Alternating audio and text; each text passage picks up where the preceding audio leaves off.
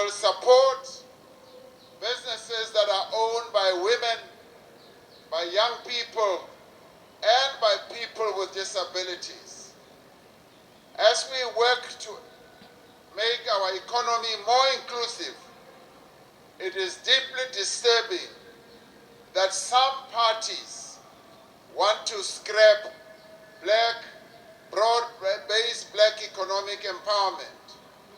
In some particular province, I heard many African, colored, and Indian business people saying that they are effectively shut out of access to contracts to provide public and private service.